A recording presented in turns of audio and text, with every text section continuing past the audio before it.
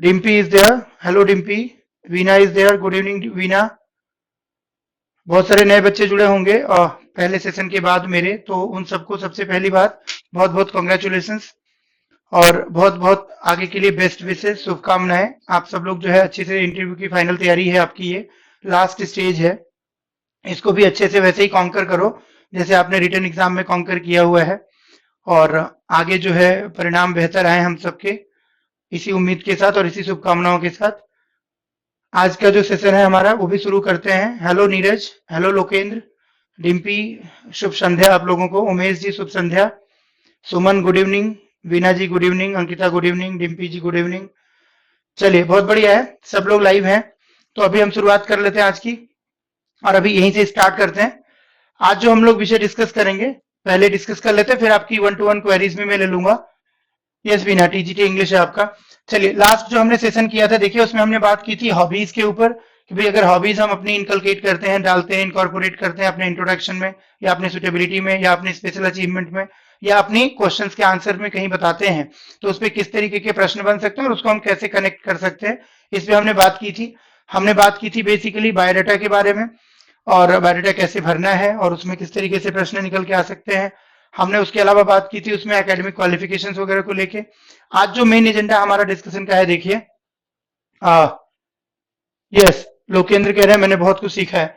बहुत बढ़िया है लोकेंद्र, हम सब मिलजुल के एक दूसरे से सीख ही रहे हैं।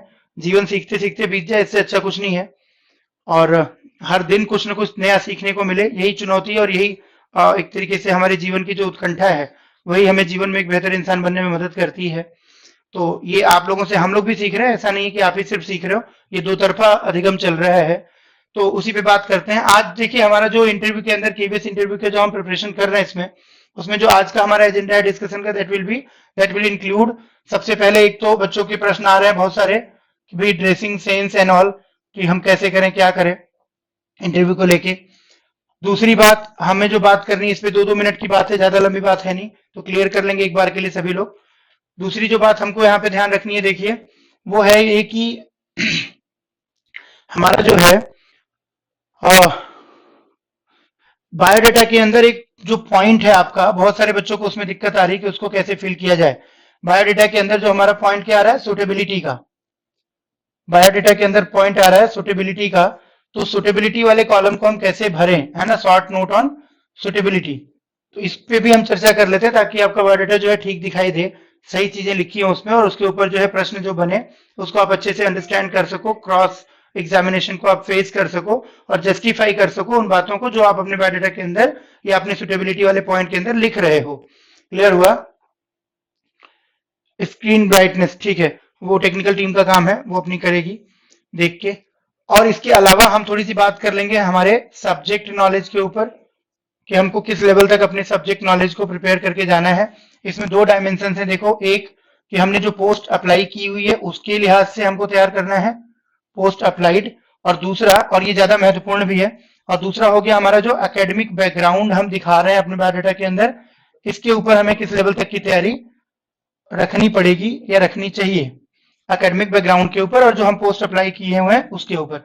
इन पे भी एक डायमेंशन में आपको देने की कोशिश करूंगा, ताकि आप उसको तैयार कर लीजिए। और एक और जो विषय हम आज चर्चा करेंगे, ध्यान से देखिए, वो हो जाएगा कि because we are going to face the interview for PRT, TGT और पीजीटी, तो हम लोग कहीं ना कहीं केवीएस के अंदर टीचिंग प्रोफाइल के लिए, टीचिंग की जॉब के लिए इंटरव्यू फेस कर रहे हैं या करने जा रहे हैं आप लोग। तो निश्चित रूप से आप लोग की बातचीत में कुछ न कुछ टीचिंग प्रोफेशन से रिलेटेड जो कॉन्सेप्ट्स हैं, जो पेडागोजिकल टर्मिनोलॉजीज हैं, वो जरूर बातचीत में निकल के आनी चाहिए। उससे कहीं ना कहीं आपकी जो एजुकेशनल एक तरीके से लेवल है, टीचिंग प्रिंसिपल्स के बारे में, टीचिंग एम्स के बारे में, टीचिंग मैगजीम्स के बारे में, पेडागोजिकल कॉन्सेप्ट्स के बारे में, वो समझ में आएगा। और दूसरा ये है कि आपकी डेडिकेशन जो है जॉब के प्रति, वो भी उसमें कहीं ना कहीं दिखाई देगी, तो वो भी हमें ध्यान में रखना होगा। तो हम एक थोड़ा सा काम किया, और दूसरी बात क्या है कि सीधे सीधे भी कुछ प्रश्न पूछे जा सकते हैं हमसे और आपसे, ठीक है, तो हम उस चीज को भी यहाँ पे ध्यान में रखेंगे।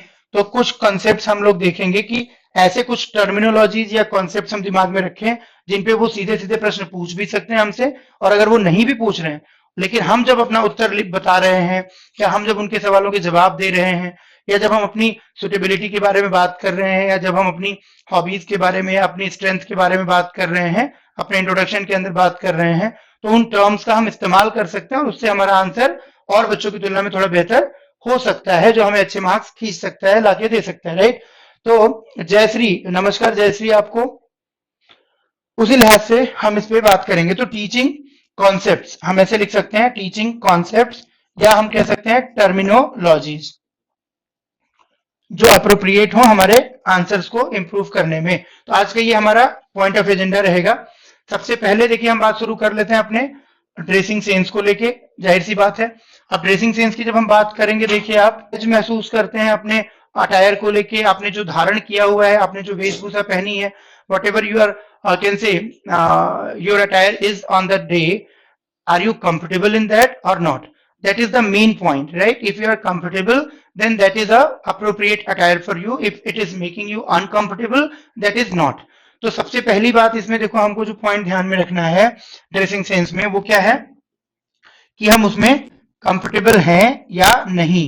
और कंफर्टेबल हम कब होंगे उसमें, जबकि वो हमारी हैबिट का पार्ट होगा। अगर पहली बार हम कोई चीज पहनेंगे बिल्कुल उस दिन कि भाई आज ही के लिए हमने ये सिलवाई है, नई शेरवानी है ना, या नया सूट या नई साड़ी हमने पहली बार पहनी है और इंटरव्यू वाले दिन ही पहनी है, तो it may be possible that that will not be suitable for you, because you will not feel comfortable, you will not feel confident in that, you will be focusing again and again on your attire. आप अपने कहीं ना कहीं uniform के ऊपर, कपड़े के ऊपर ही बार बार ध्यान देते रहोगे और आपको लगता रहेगा ये कि पता नहीं मैं कैसा दिख रहा हूँ, पता नहीं ठीक से है या नहीं है, पता नहीं ये चीज सही दिख रही है, सामने जा रही है, प्रेजेंट कर रही है मुझे या नहीं कर रही है। तो obviously you will have to be very much confident about it, right.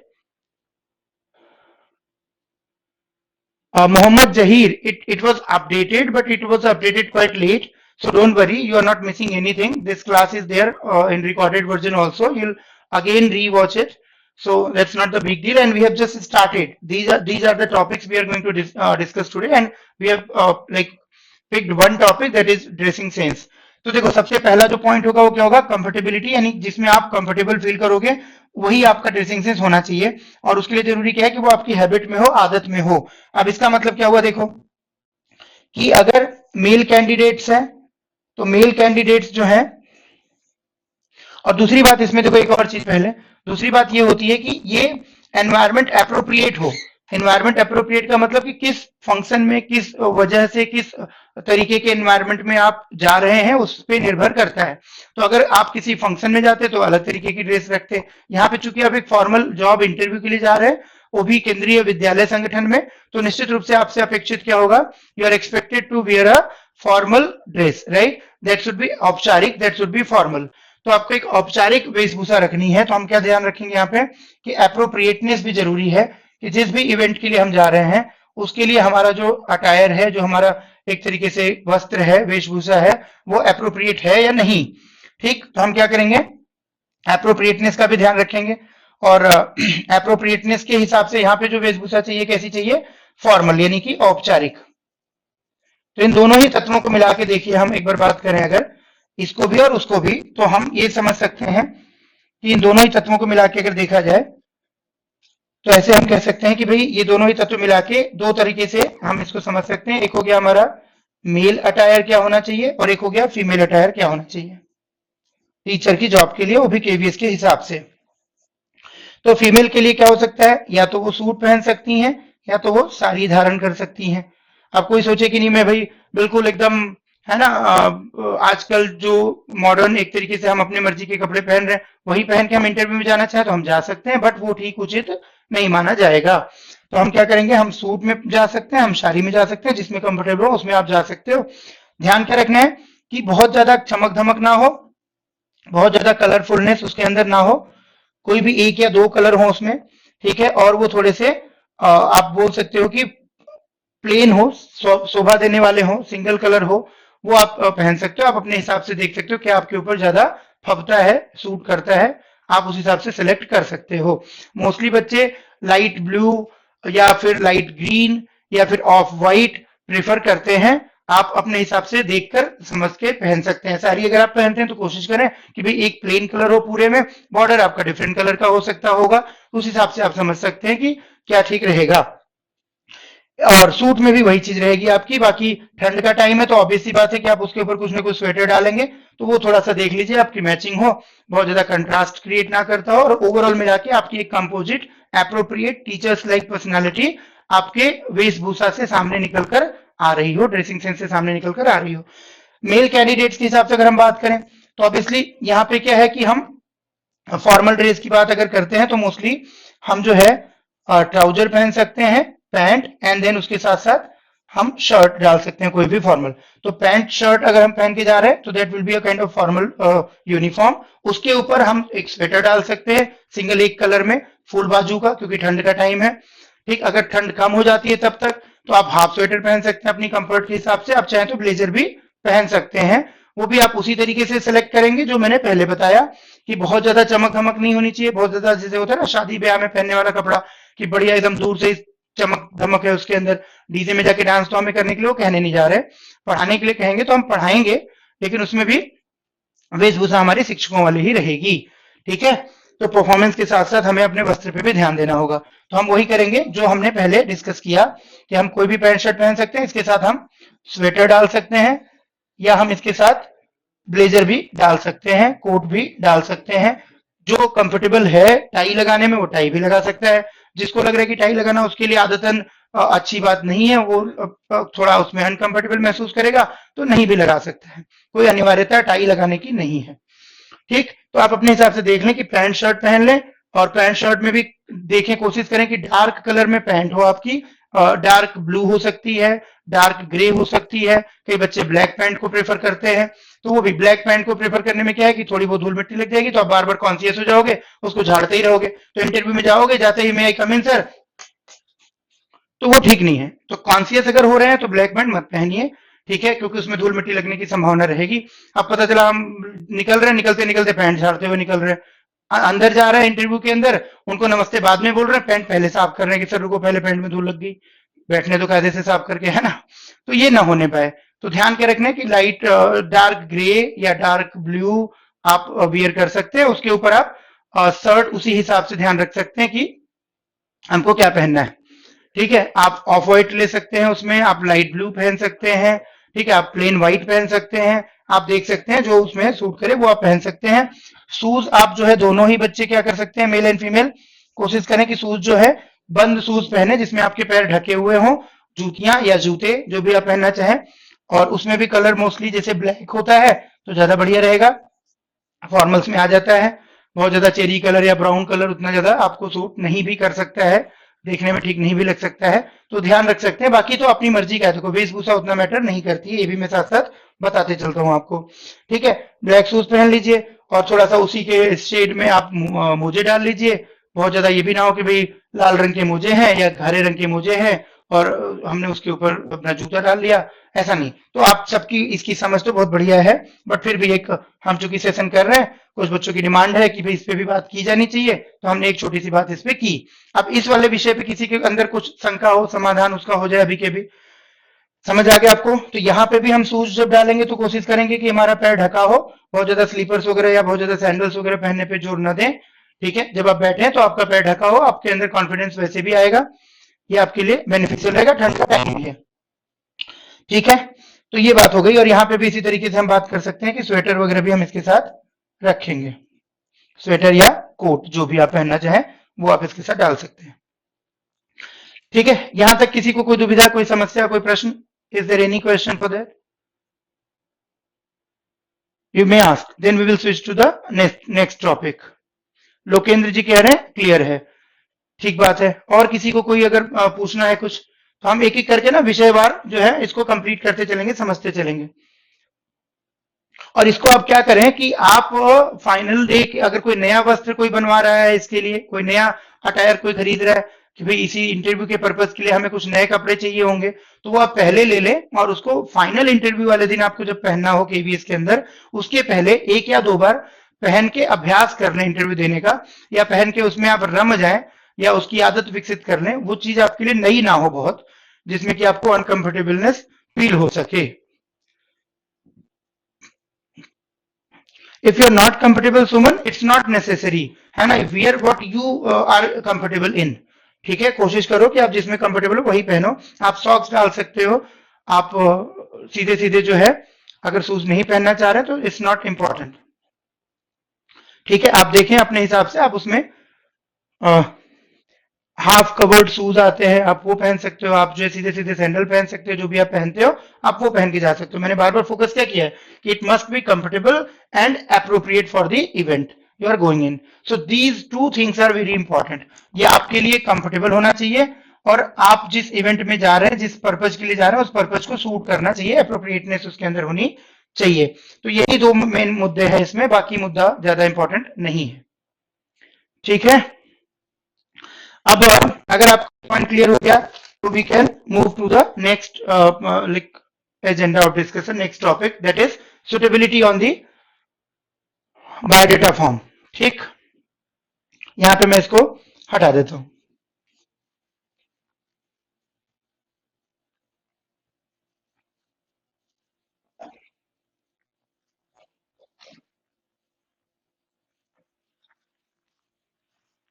अब देखो बच्चे परेशान हो रहे हैं कि हम सुटेबिलिटी में क्या लिखें, और अलग अलग बच्चे अलग अलग बातें लिख के आ रहे हैं।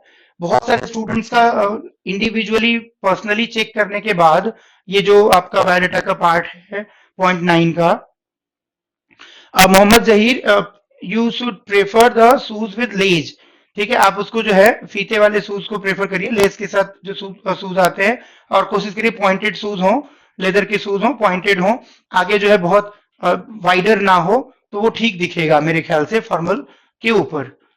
ठीक है, बहुत ज्यादा सोल उसका हैवी ना हो, वुडलैंड टाइप जो जूते आते हैं उस तरीके की चीज ना हो, बाकी प्लेन एंड सिंपल हो, आपका पॉइंटेड शूज हो और लेस लेस के साथ हो। ठीक है, तो that they look good on formals, है ना।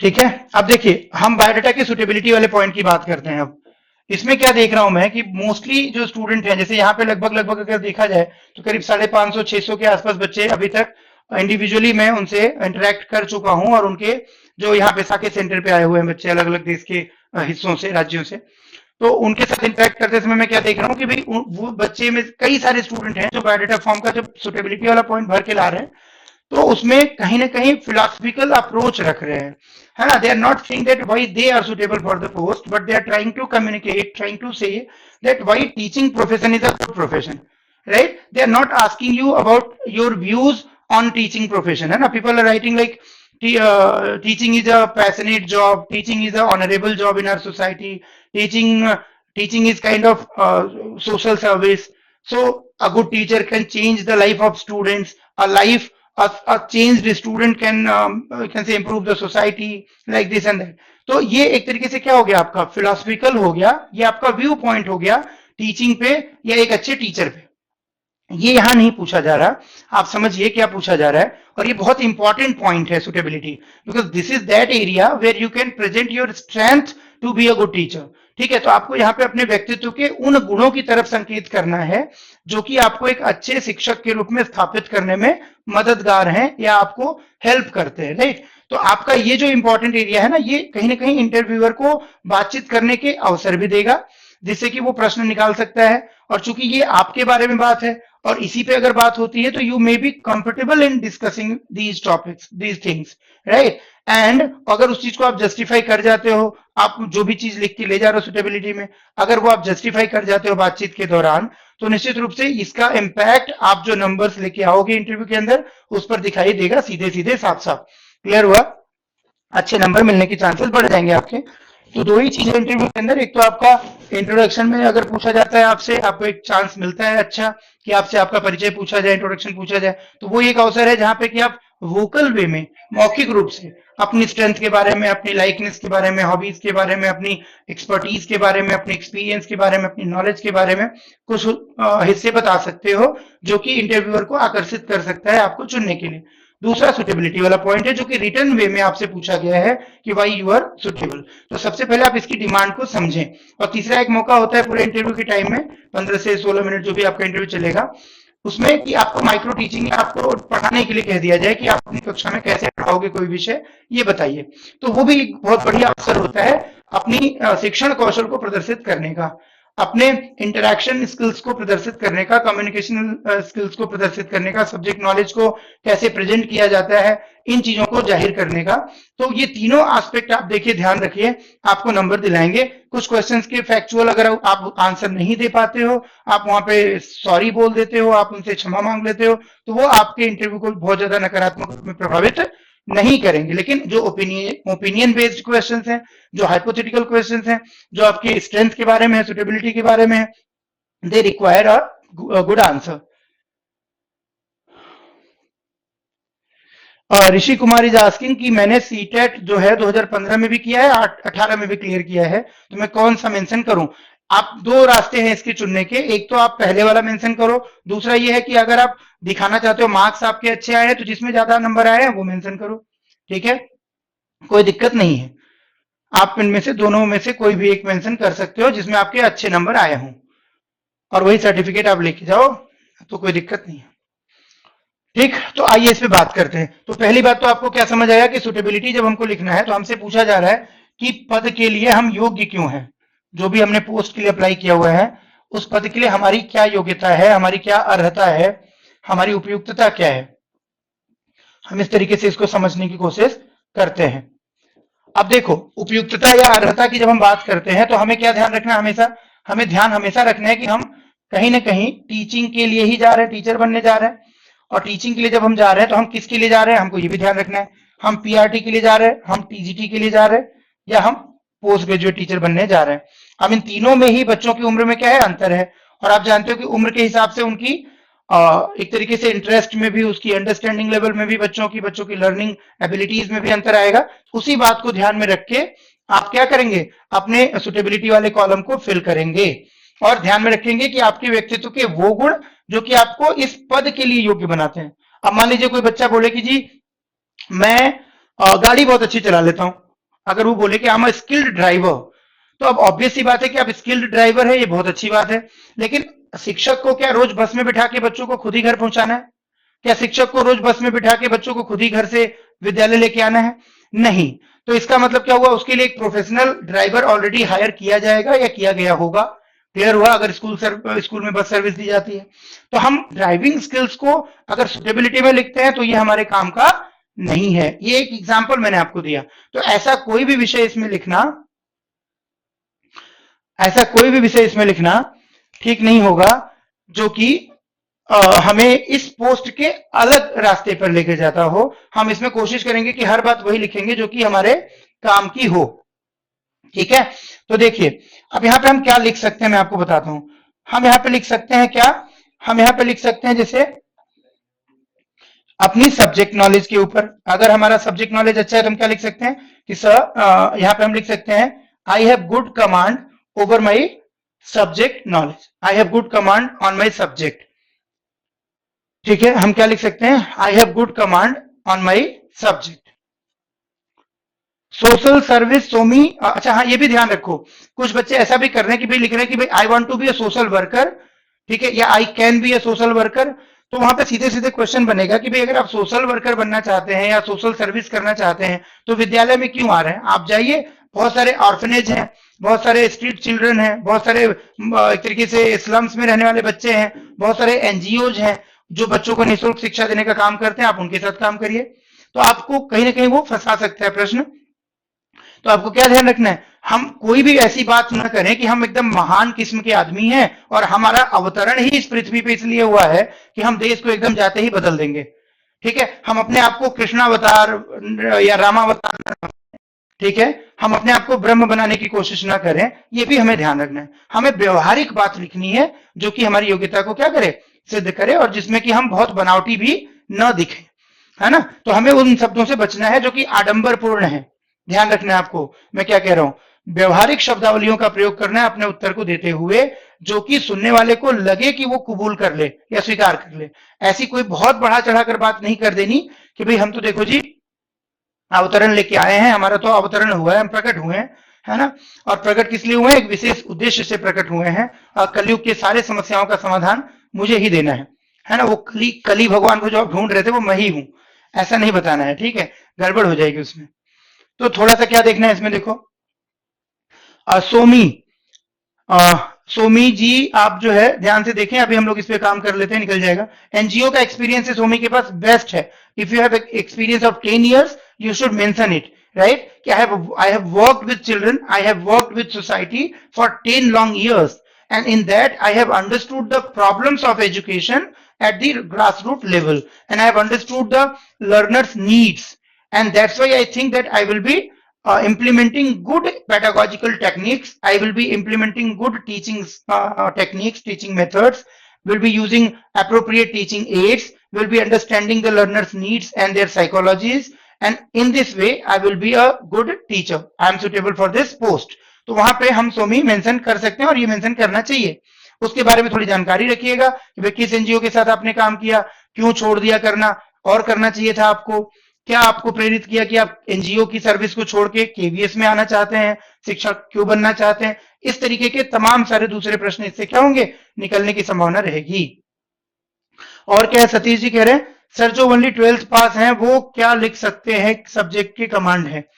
और सतीश जी आप देखिए ध्यान रखिए, 12th भी पास है ना, तो उनको पढ़ाना किसको है भाई, 12th वाले पीआरटी को पढ़ाएंगे, तो पीआरटी में जो पढ़ाना है क्लास 1 to 5th को पढ़ाना है, तो 1 to 5th में जो पढ़ाना है उसके ऊपर तो आपकी कमांड होगी ही होगी। तो आप बोल सकते हो कि sir I have good command on my teaching subject, ठीक है, या I have good command on those subjects, या यहाँ पे तो लिखना ही है, बोलना तो है नहीं, तो आप लिखोगे I have good command on subjects which are to be taught in primary classes, है ना, वे विषय जिनको कि हम प्राथमिक कक्षा में पढ़ाने जा रहे हैं उस पर मेरी अच्छी पकड़ है, मैं उसको ठीक तरीके से पढ़ा सकता हूं, ठीक है। तो ये तो एक पक्ष है, मैं और भी पक्ष अभी बताता हूं आपके साथ, जिसको कि हम एक एक करके सोच के समझ के लिख सकते हैं।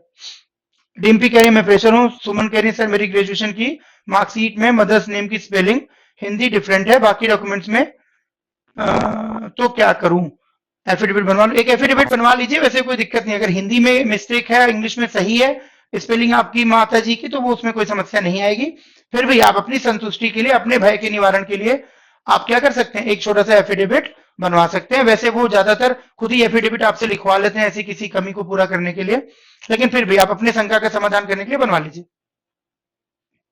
Yes Suman, good leadership quality we can mention, suitability to be post Hindi language में लिख सकते हैं। गरिमा कह रही हैं कंप्यूटर नॉलेज लोकेंद्र, बिल्कुल लिखा जाएगा। और क्या है आप लोगों की अपनी तरफ से सुझाव सुटेबिलिटी के लिए, लीडरशिप क्वालिटी बिल्कुल सुमन लिख सकते हैं हम लोग। गरिमा आप क्या कह रहे हो, हिंदी लैंग्वेज में लिख सकते हैं। नहीं, अगर गरिमा आपका प्रश्न ये है कि सुटेबिलिटी वाला पॉइंट क्या हम हिंदी में लिख सकते हैं, तो अब चूंकि देखो क्या है कि पूरा बायोडाटा आप भर रहे हो किसमें, इंग्लिश में, ऊपर से लेके नीचे तक मान लीजिए, और जो बायोडाटा का फॉर्मेट है उसमें कॉलम भी किसमें है, इंग्लिश में है। अब उसमें हम अपनी मर्जी से हिंदी लिखते हैं तो थोड़ा सा उचित नहीं दिखता है, वो कहता है कि भाई हमें इंग्लिश नहीं आती, वो अपने आप से चीख पुकार करेगा आपका बायोडाटा कि भाई हमें अंग्रेजी नहीं आती, तो वो चीज हम क्यों करें, है ना। इतनी तो हम तैयारी करके लिख ही सकते हैं, उनको भी पता है कि भाई बायोडाटा आपके पास पहले से आ चुका था, आप तैयारी करके लिख सकते थे, तो उतनी तैयारी करके हम लिख दें तो बेहतर है बायोडाटा का पॉइंट इंग्लिश में। बायोडाटा प्रिंटेड या हैंड रिटन, अभी बात कर लेते हैं, उस पर भी मैं लिख लेता हूं यहाँ पे, पिछली क्लास में शायद मैंने बताया था आपको ये, फिर भी मैं बता दूंगा। देखो सुटेबिलिटी पे पहले बात कर लेते हैं ना, और क्या क्या पॉइंट हमारे पास हैं जिसके आधार पर हम इसको बना सकते हैं, ताकि आपको एक बार में क्लियर हो जाए। तो एक तो क्या हो गया, सब्जेक्ट नॉलेज का पॉइंट हम लेके चल सकते हैं। सब्जेक्ट नॉलेज का मतलब जो टीचिंग वाले सब्जेक्ट हैं, कोई टीजीटी हिंदी है तो हिंदी, कोई टीजीटी इंग्लिश है तो इंग्लिश, मैथ है तो मैथ, पीआरटी है तो ईवीएस मैथ और लैंग्वेजेस। दूसरी बात देखो क्या है, भाई टीचर जो है उसको सारे बच्चों का विकास करना है, तो उसको हार्ड वर्किंग होना जरूरी है, ठीक है, उसको क्या होना जरूरी है, हार्ड वर्किंग होना या डिलीजेंट होना जरूरी है। तो हम हार्ड वर्किंग लिख सकते हैं, डिलीजेंट लिख सकते हैं कि भाई हम डिलीजेंट हैं। तीसरी बात देखो, टीचर है तो टीचर को कहीं ना कहीं सेंसिटिव होना जरूरी है, सेंसिटिविटी उसके अंदर होनी चाहिए, संवेदनशीलता होनी चाहिए, तो हम इसको क्या कहते हैं, संवेदनशीलता। तो संवेदनशील हो ये भी हम कह सकते हैं, या पैशनेट हो वो टीचिंग के लिए, उसके अंदर पैशन हो, कंपैशन हो, करुणा का भाव हो। तो हम ये कह सकते हैं कि भाई बच्चों को आपको पढ़ाना है तो बच्चों की समस्याओं की समझ आपको होनी चाहिए और बच्चों की जरूरतों का पता आपको होना चाहिए, और ये तब होगा जब शिक्षक क्या होगा, संवेदनशील होगा, उसके अंदर दूसरों के इमोशंस को समझने की क्षमता होगी। इसको एक और शब्द में हम व्यक्त कर सकते हैं किस रूप में, एम्पैथेटिक हो, एम्पैथेटिक हो यानी समानुभूतिक, इसको हम क्या कह सकते हैं, समानुभूति, एम्पैथी हो उसके अंदर, टीचर के अंदर क्या होनी चाहिए, समानुभूति हो या एम्पैथी हो, तो हम ये भी यहाँ पे यूज कर सकते हैं। तो देखो, या तो हम कंपैशन यूज करें, कंपैशन का मतलब क्या हो जाता है, करुणा और संवेदनशीलता, तो ये भी एक गुण हम कहीं ना कहीं शिक्षक के पद के लिए बता सकते हैं। और देखो क्या कर सकते हैं हम यहाँ पे इस्तेमाल सुटेबिलिटी वाले में पॉइंट्स। इसके अलावा अगर हम देखें तो हम यहाँ पे देखो क्या लिख सकते हैं, आप टीचिंग के अंदर जब हम जा रहे हैं तो हम कहीं ना कहीं क्रिएटिव होने चाहिए, क्रिएटिविटी होती है टीचर के अंदर, और वही क्रिएटिविटी वो बच्चों में भी डेवलप करने की कोशिश करता है। तो क्रिएटिव से हम क्या बना सकते हैं, देखो क्रिएटिव से हम कह सकते हैं कि भाई नए नए टीचिंग एड्स हम बना सकते हैं। अब इसमें से आपको क्या करना है, जो आपके अंदर है गुण, जो आप कर सकते हो, उनमें से कुछ छांट के अपने शब्दों में लिखने की कोशिश करनी है आपको। व्हाइट बोर्ड की विजिबिलिटी का क्या क्वेश्चन आ रहा है, एक बार देखिए आप। नीरू, आप एक बार उसको फिर से रिफ्रेश करके देखें, क्योंकि व्हाइट बोर्ड तो बाकी बच्चों को दिख रहा है, आई थिंक क्लियर, कहीं कोई दिक्कत नहीं आ रही। ठीक है, अगर फिर भी दिक्कत आती है तो आप बताएं, हम इसकी ब्राइटनेस को और कम करेंगे अगर उसका इश्यू है तो। ठीक है, तो क्रिएटिव से क्या करेंगे हम लोग कर सकते हैं कि भाई टीचिंग एड्स को क्रिएट करना हमें आता है, यानी कि जो भी हमारा लोकल रिसोर्स है, देखो इसको हम क्या कह सकते हैं कि भाई लोकल रिसोर्स से यानी कि स्थानीय संसाधन से हम क्या कर सकते हैं, उपयुक्त शिक्षण सह सामग्री बना सकते हैं। हम क्या कर सकते हैं, स्थानीय संसाधन से, उपलब्ध स्थानीय संसाधन से उपयुक्त शिक्षण सह सामग्री या सहायक सामग्री हम क्या कर सकते हैं, निर्माण कर सकते हैं या बना सकते हैं। ठीक है, और हम इसमें क्या कह सकते हैं, देखो जो एक तरीके से ऑब्जेक्ट्स नॉट इन यूज हैं, वेस्ट न लिख के हम क्या लिखेंगे, ऑब्जेक्ट्स नॉट इन यूज, ऐसी चीजें जो कि इस्तेमाल में नहीं है। अगर हम लिखते हैं वेस्ट मटेरियल्स है तो वो ठीक भाषा नहीं है, अगर इतना ही वेस्ट मटेरियल था तो आपने कैसे क्रिएटिव यूज कर लिया। तो हम क्या बोलेंगे, जो वर्तमान में चीजें नहीं है, प्रेडिक्टिव में लिख सकते हैं बिल्कुल, जो वर्तमान में चीजें इस्तेमाल में नहीं है, objects which are not in use, उनसे हम क्या कर सकते हैं, अगेन टीचिंग एड डेवलप कर सकते हैं, है ना। तो we can create new teaching aids from available local resources, from objects which are not in use. ठीक है, एंड इससे क्या हो जाएगा कि इससे हमारी जो क्लासरूम टीचिंग है, ये हमारी टीचिंग जो होगी वो क्या हो जाएगी, इफेक्टिव हो जाएगी। हम ये भी एक यहाँ पे जोड़ सकते हैं कि भाई टीचर के लिए जरूरी क्या है कि उसको सहायक सामग्री चाहिए। अगर सहायक सामग्री बेहतर होती है टीचर के पास, तो वो एक तरीके से बच्चों का जो अधिगम है, जो लर्निंग है उनकी, उसको बेहतर करता है। तो we can write it in this way that, यहाँ पे ये लिख सकते हैं हम लोग कि I am a creative person, I can create attractive, easy to understand teaching aids by available local resources or by products or objects not in use। Clear हुआ।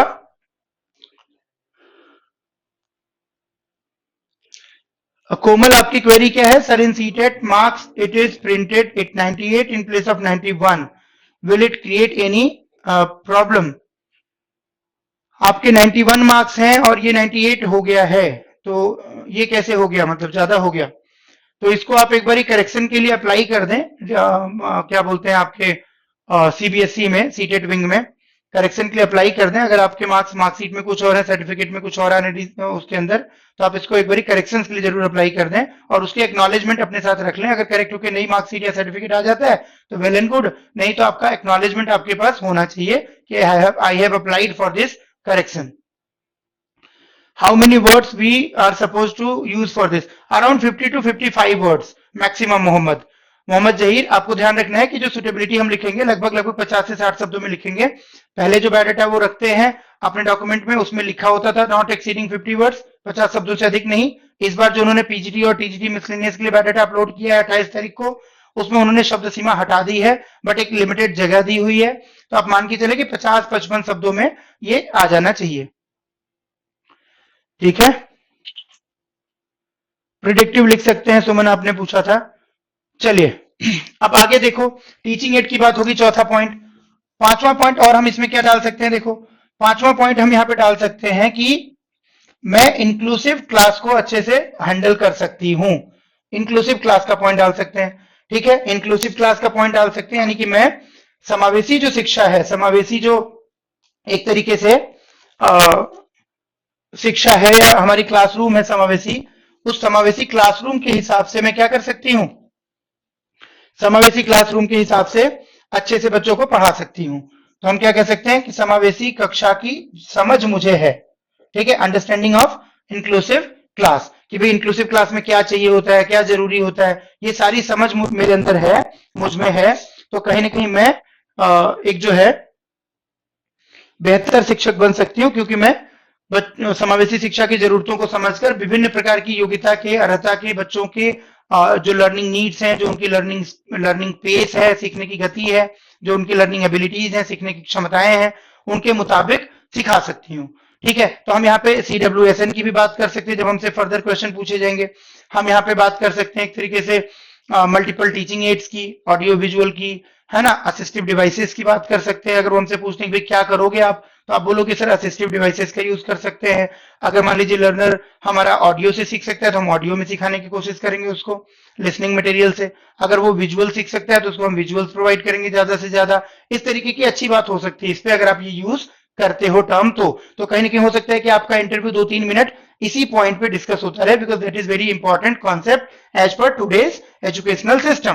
तो हम क्या कह सकते हैं, देखो कि सर मुझे यहां पे लिखना है आपको, तो आप क्या लिख सकते हो कि I have deep understanding of the needs of inclusive class. I have deep understanding of the needs of the inclusive class, या I have deep understanding of the structure of the inclusive class, and I can teach better in inclusive classes. I can handle inclusive classes in a better way. I can manage the inclusive classes properly. इस तरीके की terminologies को use करके एक point ये भी बन सकता है। मैं अभी बताता हूं सुमन आपको उसके ऊपर भी। Mohammad, that's why I said it should be 50 to 55 words. बहुत ज्यादा नहीं होना चाहिए कि वो पढ़ ही ना पाए, तो एक लिमिटेड वे में ही होना चाहिए, ब्रीफ में होना चाहिए, और कहीं ना कहीं हम कह सकते हैं इसको संक्षिप्त होना चाहिए। और बातें देख लेते हैं इसमें क्या डाली जा सकती हैं अपने हिसाब से। अगर कोई बच्चा ऐसा है जो कि 2 से अधिक भाषाएं जानता है, हिंदी अंग्रेजी तो उन्होंने एक्सपेक्ट किया ही हुआ है आपसे, आप जानते ही हो थोड़ा बहुत, या लगभग ठीक ठाक मात्रा में। इसके अलावा कोई ऐसे स्टूडेंट है यहाँ पे अभी जो देख रहे हैं ऑनलाइन क्लास या लाइव, बताएं मुझे थोड़ा, जिनको कि 2 या 2 से अधिक भाषाएं जिनको पता है, तो वो भी आप यहाँ पे मेंशन कर सकते हो, है ना।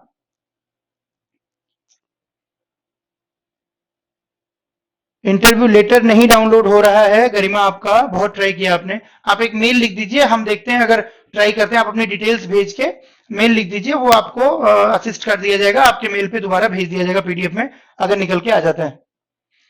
आप अपनी डिटेल्स भेज दीजिए मेल आईडी पे, जो मेल आईडी आपको वेबसाइट पे लिखी हुई है। मैथिली आती है उमेश कुमार को। Meaning of CWSN, Neeraj, yes, inclusive class की जब देखो हम बात करेंगे ना, तो इससे निकल के 3-4 टीचिंग के कॉन्सेप्ट्स निकल के आएंगे जो आप यूज कर सकते हो अपने सुटेबिलिटी में, अपने इंट्रोडक्शन में, या अपनी बातचीत के किसी भी मोड पे, किसी भी क्वेश्चन के आंसर में। वो आपको हेल्प करेगा, टीचिंग लाइक क्वालिटीज को कहीं ना कहीं स्टैब्लिश करेगा आपके। एक तो आप देखो इंडिविजुअल डिफरेंसेस यूज कर सकते हो, individual differences, you can use that I have understanding of individual differences in the class, यानी कि वैयक्तिक भिन्नता की मुझे समझ है, ये भी टर्म यूज कर सकते हो आप।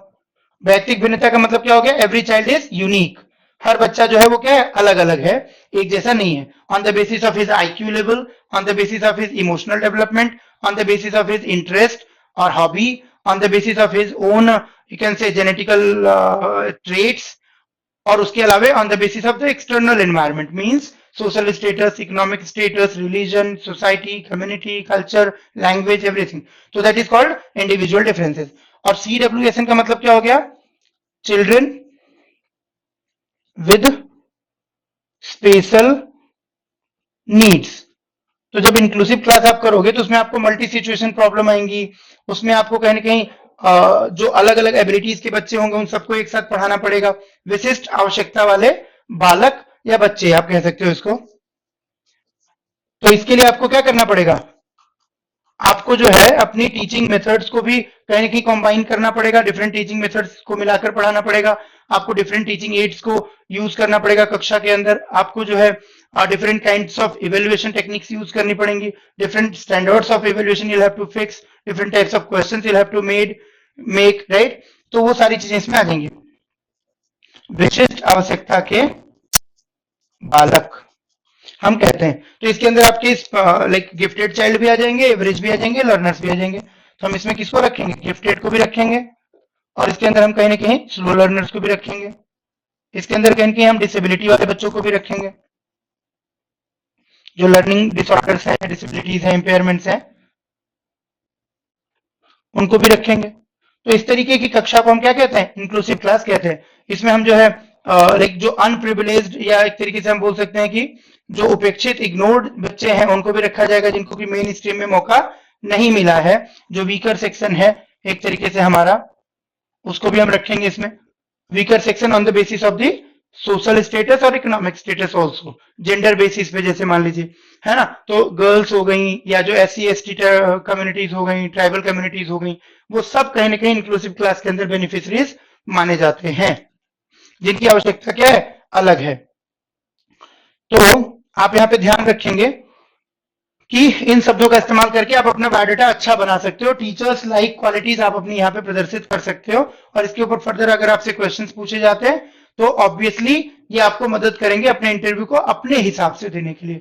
तब वहां पे आपसे बहुत ज्यादा फैक्चुअल, बहुत ज्यादा सब्जेक्ट नॉलेज के क्वेश्चंस नहीं पूछे जाएंगे, उल्टे टीचिंग पे बात होती रहेगी, और वो कहीं ना कहीं आपको अच्छे मार्क्स दिला जाएगी, क्योंकि आप इसके बारे में थोड़ा बहुत अवेयर पहले से हो।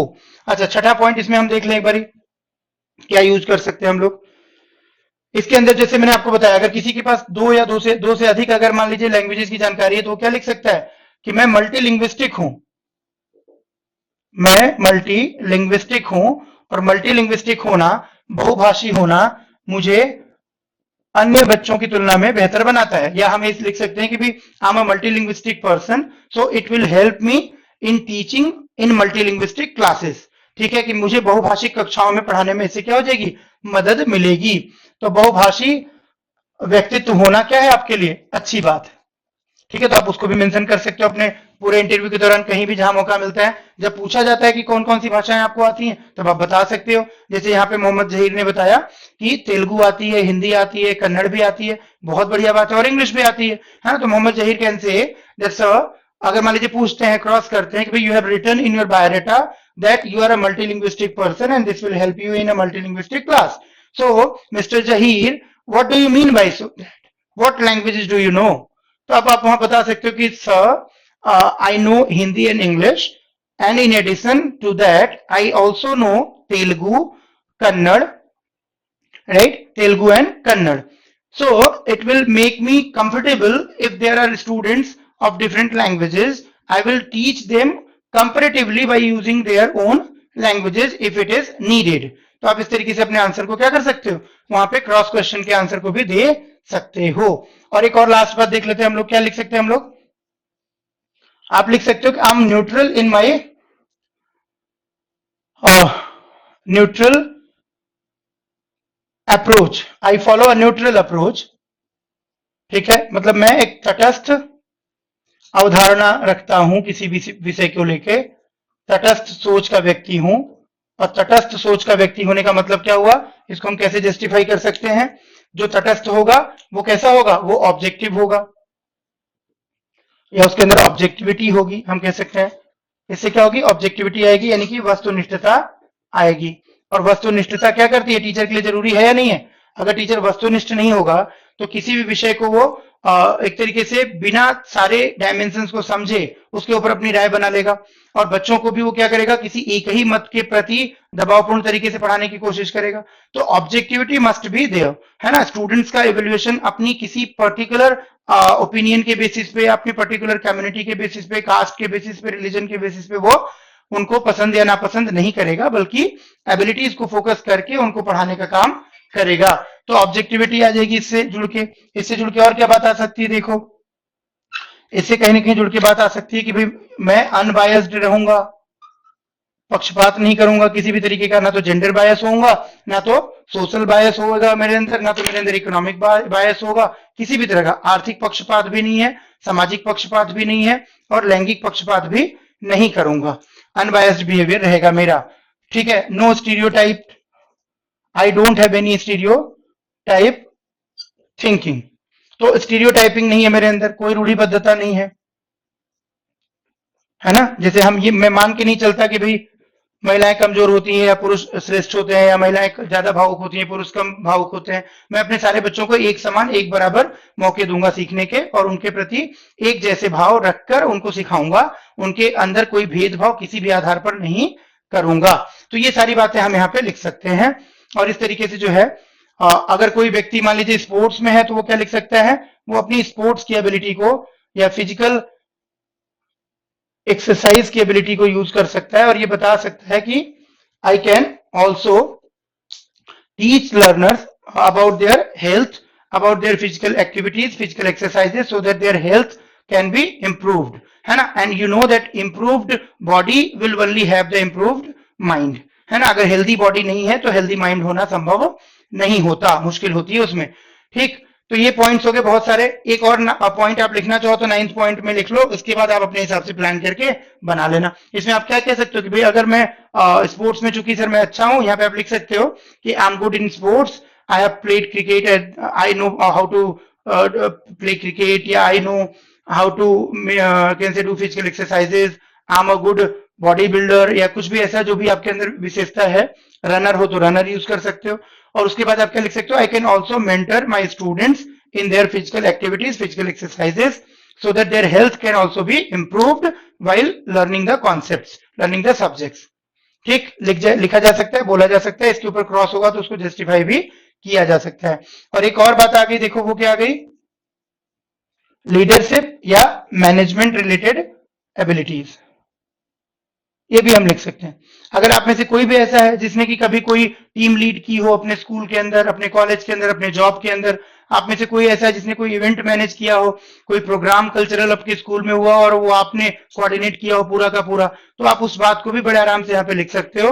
आप ये कह सकते हो, स्पेशल अचीवमेंट में जहिर लिखा जा सकता है, that can be written in special achievement, ठीक है। तो आप जब लिखोगे कोई चीज अपने बायोडाटा में ना, तो उसको आपको जस्टिफाई करना रहेगा, और अगर आप उसके ऊपर काम करके जा रहे हो तो डेफिनेटली आप उसको जस्टिफाई भी कर ले जाओगे, है ना। तो आप क्या लिख सकते हो, मेरे अंदर नेतृत्व क्षमता है, मेरे अंदर प्रबंधन की क्षमता है, प्रबंधन कौशल है, I have managerial skills, I have leadership skills, and which will make me efficient in event management when it is like required in my school, ठीक है। कि मेरे अंदर जो है प्रबंधन कौशल है, मेरे अंदर जो है लीडरशिप क्वालिटी है या नेतृत्व क्षमता है, जो कि मुझे अपनी कक्षा को नेतृत्व प्रदान करने में या कक्षा का प्रबंधन करने में मदद करेगी।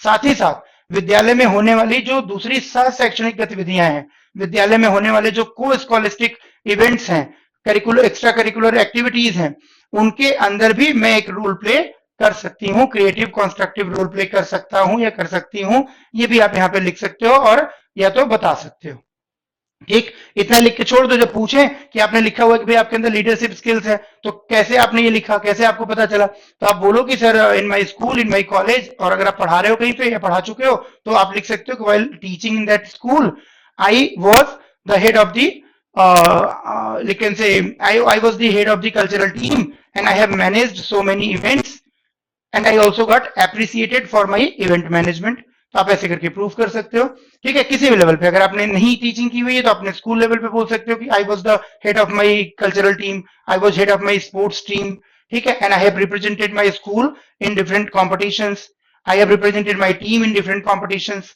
ठीक है। तो ये सारी चीजें मुझे क्या करती हैं, पढ़ाने के अलावा अन्य जो सह शैक्षणिक गतिविधियां स्कूल में होती हैं, जो एक्स्ट्रा करिकुलर एक्टिविटीज होती हैं, जो बच्चों के ऑल अराउंड डेवलपमेंट को फोकस करती हैं, उसमें भी मैं रोल प्ले कर सकती या कर सकता हूं। तो आई थिंक ये काफी पॉइंट्स हो गए, इन्हीं से मिलते जुलती बातें आप लिख सकते हो। जिसमें देखो क्या हो गया, ये सारी बातें जो हमने लिखी ना, वो हमारे कहीं ना कहीं टीचर्स लाइक क्वालिटीज को ही फोकस करती हैं, उसके इतर कोई बात हमने इसमें नहीं लिखी। कोई चाहे तो ये भी लिख सकता है कि मैं बच्चों की साइकोलॉजी को अच्छे से अंडरस्टैंड करती हूँ, उनके साथ कनेक्ट अच्छे से करती हूँ, है ना, उनके साथ एक दोस्ताना संबंध जल्दी बन जाता है मेरा। तो ये सब बातें भी हम लिख सकते हैं जनरल, ठीक। लेकिन जब भी लिखो तो स्पेसिफिक लिखो टू द पॉइंट लिखो, और जो पॉइंट आप लिखो उसके बारे में फुल्ली अवेयर रहो, ताकि जब उसके ऊपर वो क्रॉस क्वेश्चन करें तो उसका एक आंसर आपके पास बेहतरीन होना चाहिए, और जब वो आंसर आप दोगे तो निश्चित रूप से आपको अच्छे नंबर मिलेंगे। So this is all on suitability. I hope कि इसके बाद आपको सुटेबिलिटी लिखने में कोई प्रॉब्लम नहीं आएगी। सेंटेंस आप अपने हिसाब से बना लोगे, उसको किसी भी समझदार व्यक्ति को दिखा लोगे, अपने साथियों को या मुझे ही दिखा लेना अगर समझदार मानते हो तो, और उसको मैं आपको ग्रामेटिकल अगर कोई एरर होती है या कोई सिलेक्शन ऑफ एप्रोप्रिएट वर्ड्स में गलती होती है तो गाइड कर दूंगा, उसको आपको मैं सजेस्ट कर दूंगा करेक्शन करने के लिए, ठीक। लेकिन जो भी हो वो आपके अपने विचार हो तो ज्यादा बेहतर है, उसके आधार पे आप अपना जवाब दे पाओगे, खुद को डिफेंड कर पाओगे। If that will be original, that will be your own point of view and your own quality. Is that clear on this topic? Do you all have like are you all comfortable now in writing your suitability for the post? Neeru is saying, being a specially able teacher, it will help my class to celebrate inclusive education. Definitely good. Yes, Neeru, that's what I wanted you to write. इसी तरीके के उत्तर हमें लिखने पड़ेंगे, और इसके ऊपर जब बातचीत होगी और आगे जब जाके पूछेंगे आपसे प्रश्न, तो ये कहने की बेहतर भी होगा आपके लिए, क्योंकि आपके क्षेत्र से प्रश्न पूछे जा रहे हैं। और दूसरी बात क्या होगी, इससे आपकी जो टीचिंग स्किल्स की क्षमता है, टीचर बनने की जो आपके अंदर गुणवत्ता है, वो और ज्यादा परत दर परत खुलेगी और आपको वो चुन सकते होंगे। उमेश जी कह रहे हैं बहुत बढ़िया, समझ आ गया मुझे। नीरज, लीडरशिप क्वालिटी तो मैंने बताई थी नीरज, है ना सर? प्लीज अच्छा एक्सप्लेन अबाउट टीम लीडर। बिल्कुल नीरज, टीम लीडर अगर आप रहे हो तो वही मैंने बताया, आप बोल सकते हो कि यहाँ पे लिख सकते हो कि I have been team leader in my sports या इन माय कल्चरल इवेंट, या जो भी आपको जहां पे भी आपका अनुभव हो, and that ability will help me in leading my class, in helping my class, managing my class. Okay, Garima, you have got your interview letter in your mail, so please check it. My team, Mr. Navneet sir, has sent you a mail in which you have your interview letter. You are saying that interview letter आपका download नहीं हो रहा काफी time से, तो उसके लिए मैंने आपको अभी कुछ देर पहले बोला था कि आप अपना डिटेल भेजो, वो शायद आपने भेजा होगा, तो वो आपको भेजा जा चुका है अब। ठीक, यहां तक सबको समझ आ गया? नीरज, नहीं करने की जरूरत है, आईबीपीएस आपका क्लियर है तो उसको यहाँ पे मेंशन करके खुद डाइवर्जन दिखाने की कोई जरूरत नहीं है मेरे ख्याल से। आप वो चीज मत मेंशन करिए जिससे कि आपका डेडिकेशन कम हो टीचिंग जॉब के प्रति या केवीएस के प्रति। यहां तक क्लियर है सबको? मैं इसको हटाऊं यहां से, फिर हम तीसरे पॉइंट पे आए, और कुछ आपके क्वेरीज बीच में आए थे कि बायोडाटा कैसे भरना है, क्या करना है, वो भी मैं आपको अभी बता देता हूं। अच्छा, एक चीज देखो, इसमें आईसीटी का यूज भी आप कर सकते हो, है ना? Sir, should be fill information in Hindi और टीजीटी फॉर टीजीटी हिंदी? जरूरी नहीं है लोकेंद्र, देखो आप समझो, आपका जो एप्लीकेशन फॉर्म है ना वो अंग्रेजी में लिखा हुआ है सब चीज, तो आप अंग्रेजी में भर दीजिए, हिंदी में पूछेंगे हिंदी में बता दीजिएगा, ठीक है ना? अब उसमें क्या है कि भाई हेडिंग जो कॉलम्स बने हुए हैं, जो ब्लॉक्स बने हुए हैं इंफॉर्मेशन के लिए, जो फील्ड्स दी गई हैं वो अंग्रेजी में लिखी हुई हैं, उसके सामने हम हिंदी में उत्तर लिखें तो उतना उचित प्रतीत नहीं होता। हालांकि आप हिंदी में भी लिख सकते हो, ऐसी कोई गलती नहीं है, वो आप हिंदी में भी लिख सकते हो, आप इंग्लिश में भी लिख सकते हो। थैंक यू सो मच गरिमा। चलिए, एक पॉइंट इसमें देखो, आप चाहो ना, ये मैं हटा देता हूं फिर आपको समझ आ जाएगा। एक पॉइंट आप इसमें अगर चाहो लीडरशिप और मैनेजमेंट के अलावा, तो आप क्या लिख सकते हो? आप कंप्यूटर रिलेटेड कोई बात लिख सकते हो। अगर आपको कंप्यूटर ऑपरेशन का नॉलेज है, अगर आपको आईसीटी के बारे में कुछ पता है, आप वहां पे यूज कर सकते हो, तो they are preferring this ability, है ना? तो आप ये भी जरूर लिखिए कि I have working knowledge of computer which will make me use ICT in my class, या which will enable me to use ICT in my class, which will enable me to incorporate ICT in my class। आई बात समझ में? तो हम क्या लिख सकते हैं कि भाई मेरे अंदर कंप्यूटर या ICT, information and communication technology, information and communication technology, ठीक। हम क्या कह सकते हैं, देखो हम कह सकते हैं, यहाँ पे लिख सकते हैं अपने बायोडाटा की सुटेबिलिटी में या बातचीत में बता सकते हैं कि मुझे जो है कंप्यूटर की जागरूकता है, या मुझे कंप्यूटर पर कार्य करने की जानकारी है, या हम कह सकते हैं कि मुझे सूचना संचार प्रौद्योगिकी की समझ है, जो कि मुझे अपनी कक्षा में सूचना संचार प्रौद्योगिकी को समामेलित करने में मदद करेगा। ठीक है, I have working knowledge of computer या I am convergent with use of ICT, it will help me to incorporate ICT in my classroom, which will make my classroom more interactive, effective, efficient and interesting। है ना, कि मैं अपनी कक्षा में ICT use कर सकता हूं या कर सकती हूं, जिससे कि मेरी कक्षा ज्यादा प्रभावशाली हो जाएगी, ज्यादा एक तरीके से हम बोल सकते हैं दक्ष हो जाएगी, ज्यादा एक तरीके से हम बोल सकते हैं कि मनोरंजक हो जाएगी, समझने में आसान हो जाएगी। Great, okay. प्रीति का क्वेश्चन है कि I have BSc maths from distance and BTech regular, should I so? एक ही टाइम पे है प्रीति, अगर तो आप क्या करो, वहां पे आप अपनी जो मेन एलिजिबिलिटी है, जिसकी बेसिस पे आप अपनी एग्जाम की तैयारी करके जा रहे हो, वही मेंशन करो, क्योंकि दो एक ही टाइम पे करना उतना ज्यादा सही मैसेज नहीं देता है।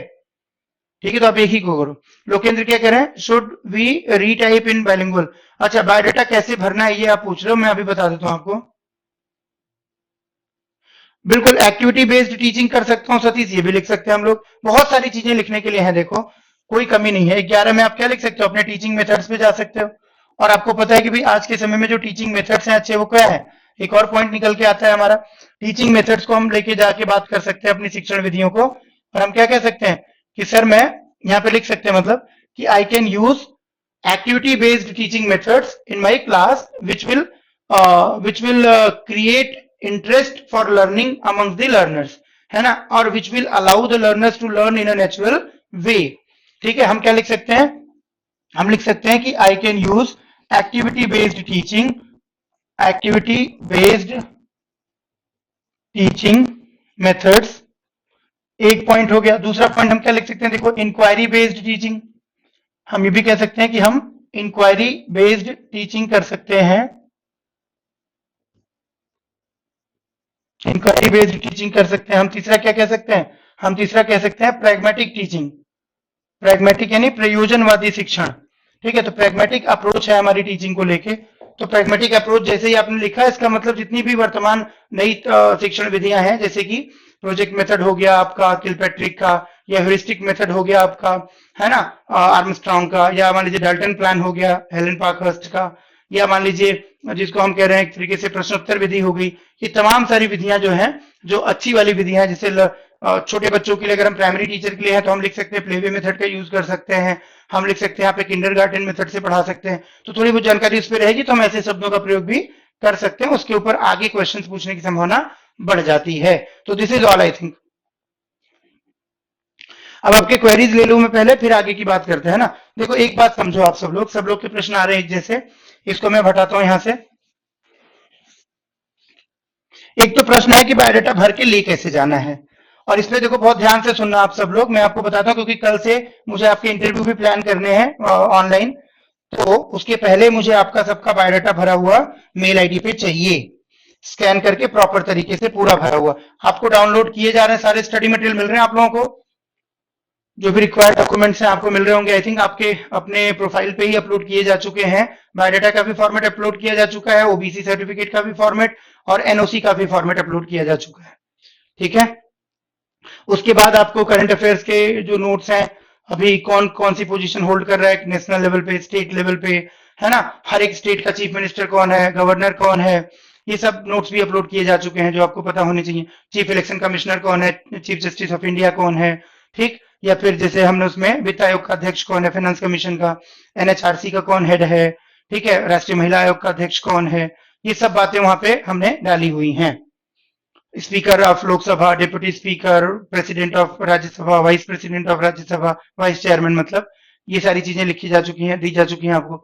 एक आपको कॉन्स्टिट्यूशन की बेसिक जानकारी दी गई, fundamental rights, fundamental duties, preamble, main parts constitution के कौन कौन से हैं, थोड़ा बहुत पता होना चाहिए, शेड्यूल्स क्या क्या है मालूम होना चाहिए हमें। केवीएस के बारे में एक डॉक्यूमेंट होगा आज, नवनीत अपलोड किया है क्या, रुचि मैम के पास होगा, आप मेल लिखे डाल दीजिए। एक आपको केवीएस के बारे में भी आज जो है अपलोड हो जाएगा study material. Umesh, that is there in your study material section, please go and search for it.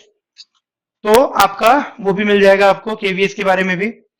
कि केवीएस की मुख्य जो, जैसे मान लीजिए केवीएस का मिशन क्या है, केवीएस का एक तरीके से ऑब्जेक्टिव क्या है, केवीएस का लोगो क्या है, उसका मोटो क्या है, उसके अंदर मोटो का अर्थ क्या है, ठीक है ना, कहाँ कहाँ इसकी शाखाएं हैं बाहर में, देश के बाहर, जैसे आप पढ़ा होगा आपने काठमांडू में, तेहरान में, मॉस्को में, है ना, केवीएस किस मंत्रालय के अंतर्गत कार्य कर रहा है ऑटोनोमस बॉडी के रूप में, तो वहां पे हम लोग एमएचआरडी की बात करेंगे, ministry of human resource development, जो कि उसका जो एमएचआरडी होते हैं, मतलब minister of human resource development होते हैं, जो अभी प्रकाश जावड़ेकर हैं, he is the ex officio chairman of the chairperson of the KVS.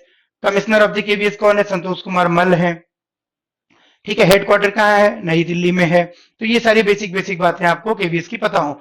CBSE इसके एग्जाम्स ऑपरेट करता है, एनसीईआरटी इसको बुक्स और पाठ्य सामग्री और रिसर्च मटेरियल प्रोवाइड करता है, ठीक है। ये सब बातें आपको केवीएस के ऊपर इस स्टडी मटेरियल में मिल जाएंगी, है ना। और आपको कल एक और डॉक्यूमेंट मिल जाएगा जो कि बजट के ऊपर होगा, बजट में जो नई बातें कही गई हैं, जो मेन पॉइंट्स हैं उसके, वो भी आपको मिल जाएगा, और एक कंप्यूटर के ऊपर भी डाला गया है।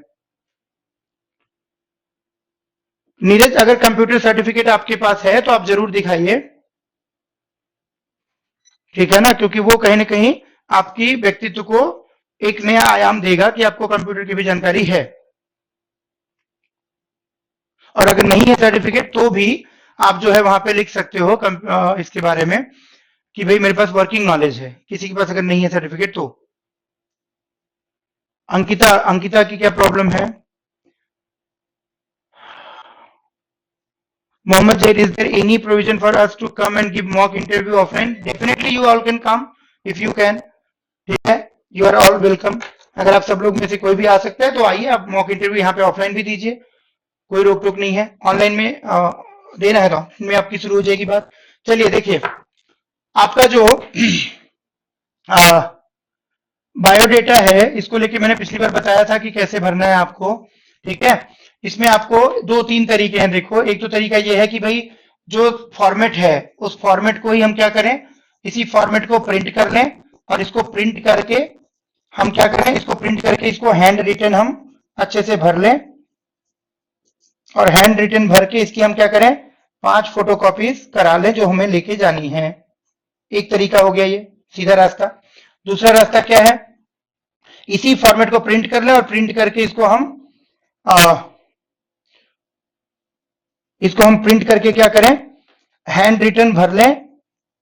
कई लोग कह रहे हैं कि भाई इसको हम पांचों को एक साथ भर लें, तो हैंड रिटन इसको हम 5 बार भर लें, 5 टाइम्स भर लें, और इस तरीके से 5 कॉपी हमारी बन जाए। इसको मैं प्रेफर नहीं करूंगा क्योंकि ये कहीं स्मार्ट वर्क तो है नहीं, ये जबरदस्ती की एक्स्ट्रा मेहनत करने वाली बात है, ठीक है।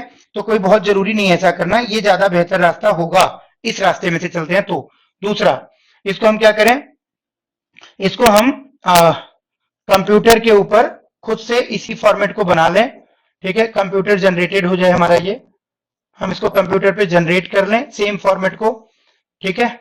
फॉलोइंग सेम फॉर्मेट, ये ध्यान रखना है कि फॉर्मेट के साथ कोई छेड़छाड़ नहीं होनी चाहिए, उसका नेचर वही होना चाहिए, पॉइंट्स उतने ही होने चाहिए, सारी चीजें सेम स्ट्रक्चर में होनी चाहिए।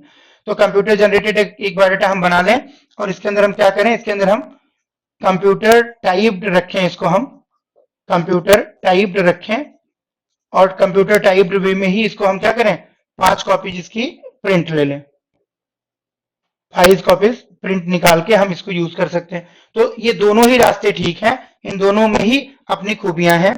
ये आप तब करें जब आपकी हैंड राइटिंग अच्छी है, बहुत बढ़िया है, तो आप इसको जरूर करें, ठीक है। हैंड राइटिंग अच्छी है तो आप इसको जरूर करें। इससे क्या होगा कि आपका एक एबिलिटी निकल के आएगा सामने कि भाई आपकी हैंड राइटिंग भी अच्छी है, और वो एक फर्स्ट इंप्रेशन क्रिएट कर देगा इंटरव्यूअर के सामने, जो कि पॉजिटिव होगा, अच्छा होगा आपके बारे में। क्लियर हुआ? गरिमा, क्या कह रहे हो आप?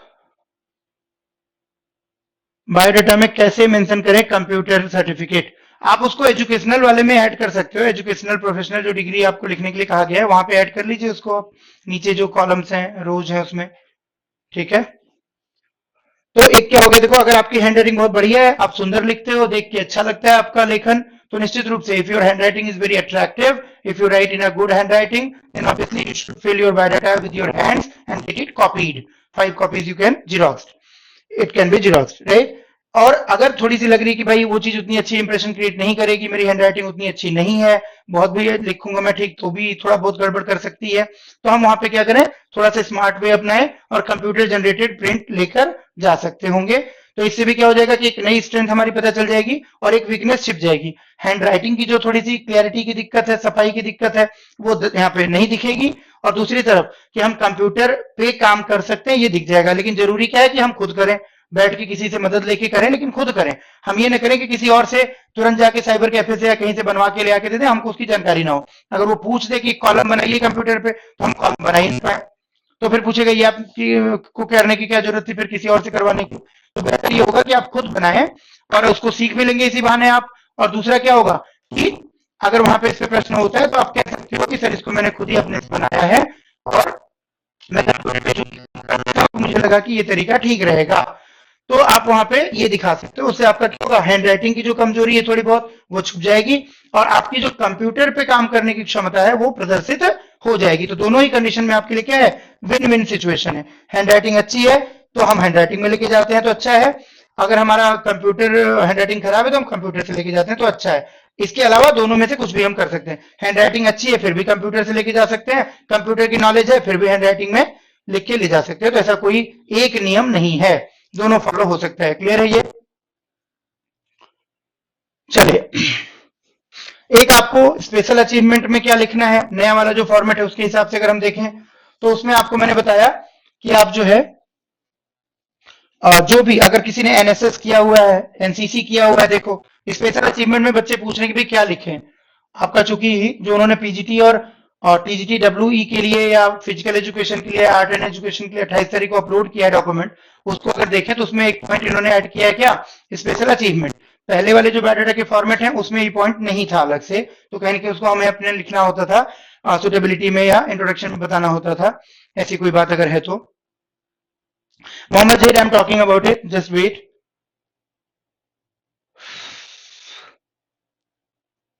So me, yes, if you're working in a private school, then you don't have NOC, but you can mention that on your biodata as experience. That will not be that required. See if it is going on the video.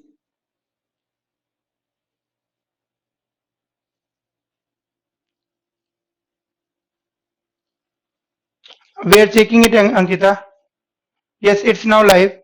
So see, तो special achievement अगर मान लीजिए हमें कहीं दिखानी है उसमें, तो हम क्या कर सकते हैं, इसमें कई स्टूडेंट्स हैं जिनको कि इसमें दिक्कत आ रही है, तो हम क्या कर सकते हैं, देखो मैंने आपको बताया, जैसे अगर आपने एनएसएस में काम किया हुआ है, सर्विस दी हुई है स्कूल टाइम पे या कॉलेज टाइम पे, या आपने जैसे स्काउट्स में कुछ जो है प्रशिक्षण प्राप्त किया हुआ है, एनसीसी में प्रशिक्षण प्राप्त किया हुआ है, या फिर आप जो है रोवर्स रेंजर्स होते हैं वहां पे काम किया हुआ है, तो ये सारा हम यहाँ पे क्या कर सकते हैं, मेंशन कर सकते हैं। ठीक, इसके अलावा हम क्या कर सकते हैं, इसके अलावा हम इसमें अगर कहीं किसी भी टैलेंट के फील्ड में, सिंगिंग में, डांसिंग में,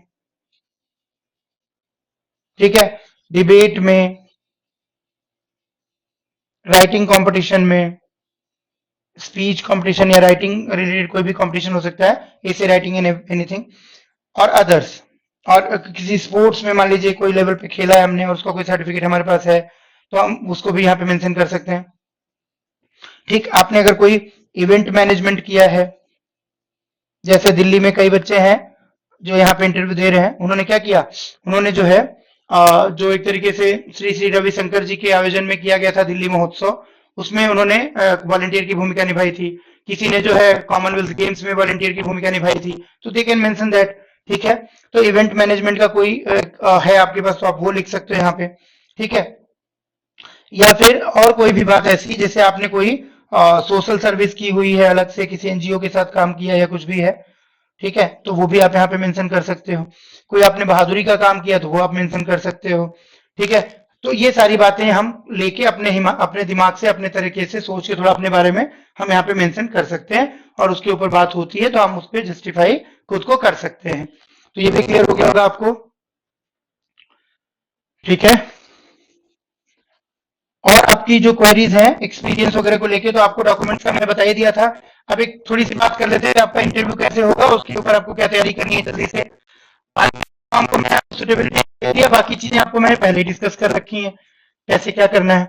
10th के हिसाब से आपको अपनी डिटेल्स उसमें भरनी है, नाम वगैरह जो भी भरना है, डेट ऑफ बर्थ वगैरह, तो आपकी 10th की सर्टिफिकेट में होता है। और आपका जो एकेडमिक क्वालिफिकेशन वाला कॉलम होगा 7th पॉइंट, उसमें आपको क्या करना है, अब पासिंग ईयर के हिसाब से क्रोनोलॉजी बनाते हुए सूचनाएं देनी है। जो आपने एप्लीकेशन फॉर्म में भरा है वो आप जरूर दिखाइए, क्योंकि उन्होंने इंटरव्यू लेटर में साफ साफ लिखा हुआ है